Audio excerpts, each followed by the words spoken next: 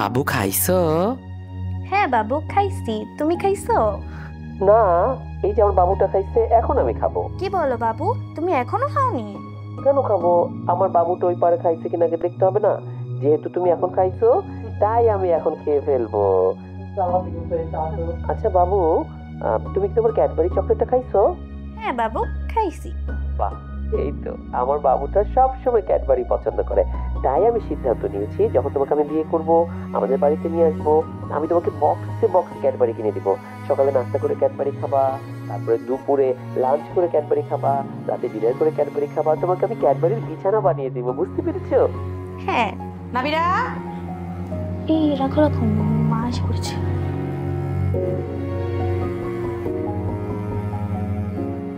কি রে, কি করছিস তুই আমার ফোন নিয়ে? মা হচ্ছে কি, বান্ধবীর কিছু সাজেশন ছিল, ওগুলো দিচ্ছিলাম। ঠিক আছে, দাও আমাকে ফোনটা। মোবাইলে সাজেশন নেওয়া লাগবে না, দরকার হলে তুমি তোমার বান্ধবীর বাসায় গিয়ে সাজেশন নিয়ে নিও। ঠিক আছে মা। আচ্ছা, তুমি তো খাও নাই, আসো খাবা, আসো।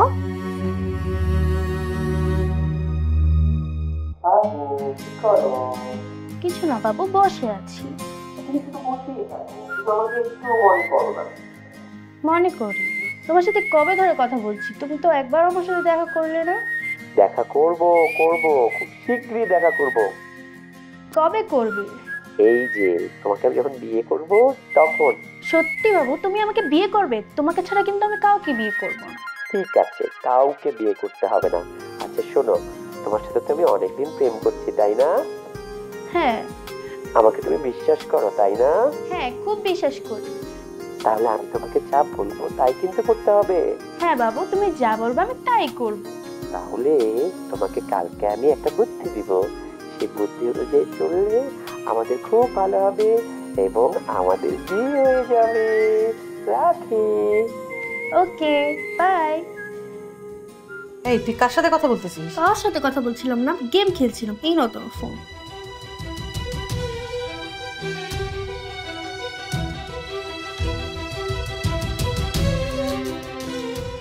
ওর নাম্বারই তো নাই, কিন্তু কার সাথে কথা বলতেছিল? ব্যাপারটা তো আমার দেখতে হবে।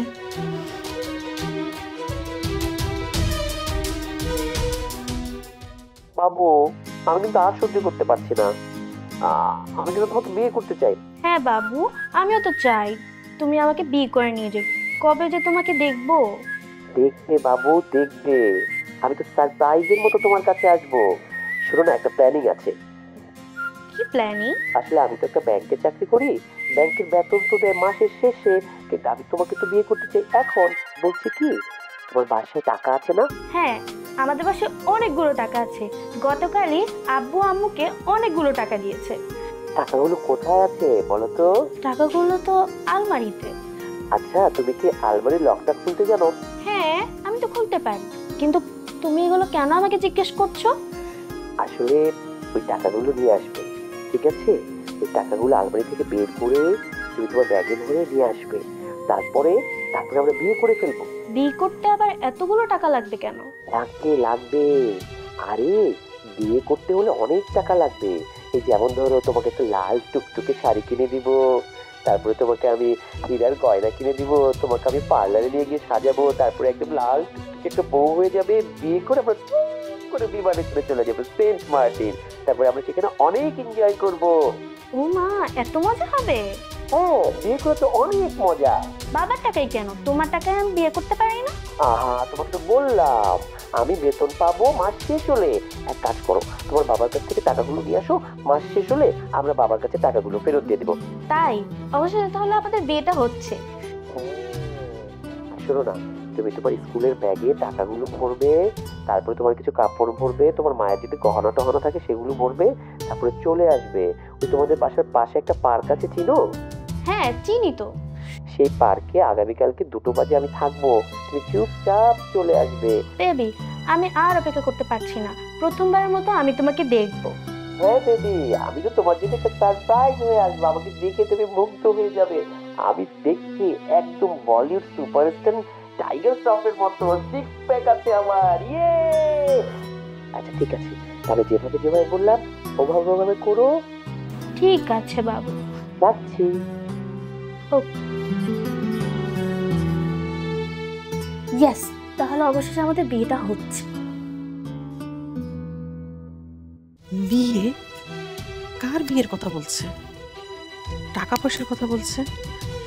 কার সাথে কথা বললো এতক্ষণ? আচ্ছা, আমার মেয়েটা কি নষ্ট হয়ে যাচ্ছে? ওকে তো নজরে নজরে রাখতে হবে। দেখি কি করা যায়। ওর হাতে মোবাইলটা দেওয়া যাবে না।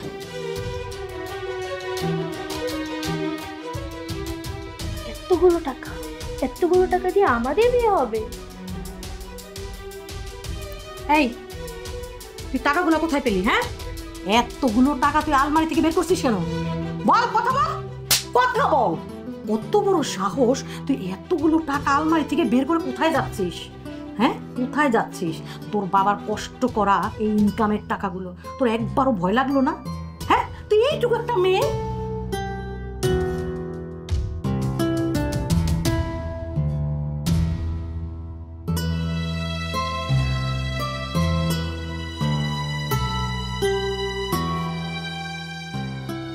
সরি, তোকে মারাটা আমার উচিত হয় না। তুই এই টাকাগুলো কেন নিচ্ছিস? তোর কোনো টাকা দরকার হলে আমাকে বলতি, তোর বাবাকে বলতি। তুই টাকাগুলো নিয়ে কোথায় যাচ্ছিস? আচ্ছা মা, তুই কি কোনো বিপদে পড়ছিস?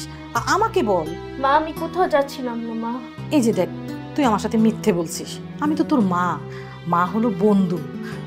শোন, আমাকে মা খুলে বল, বল মা, আমাকে খুলে বল।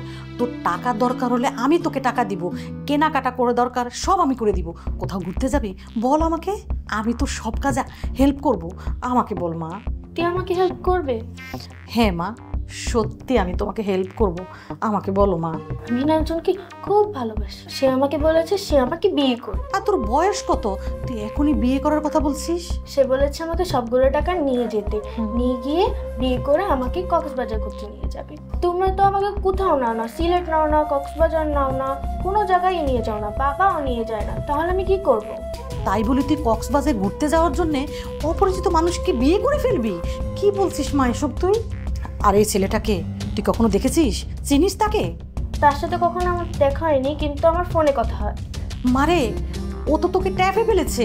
আরে, তোকে বিপদে ফেলার জন্যে তোর সাথে মোবাইলে কথা বলেছে, লাখ লাখ টাকা হাতিয়ে নেওয়ার জন্যে। তুই তো ছোট মা, তুই এসব বুঝবি না তো।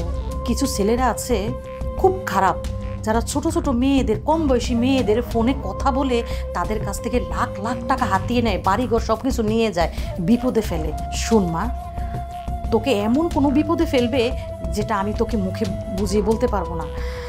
তুই বড় হলে এইসব বুঝবি। মা, ও আমাকে খুব ভালোবাসে। তুই এখনই ওই ছেলেটাকে ফোন দিবি, দিয়ে বলবি যে তোর মা তোকে আটকে রেখেছে। ফোন দে।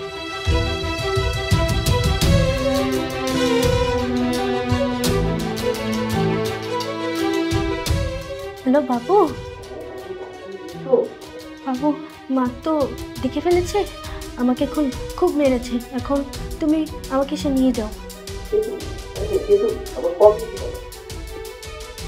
বাবু, মা, ও তো ফোন কেটে দিয়েছে, ও আমাকে ভালোবাসে না। কেটে তো দিবেই। আরে ও তো জানে ও এখানে আসলে ও বিপদে পড়বে, ওকে পুলিশে ধরিয়ে দিব। শোন, এই ধরনের ছেলেগুলো একদম ভালো হয় না মা। বাবা মা কখনো সন্তানের অমঙ্গল চায় না। এই বয়সে না ছেলেমেয়ের একটা ভুল করে।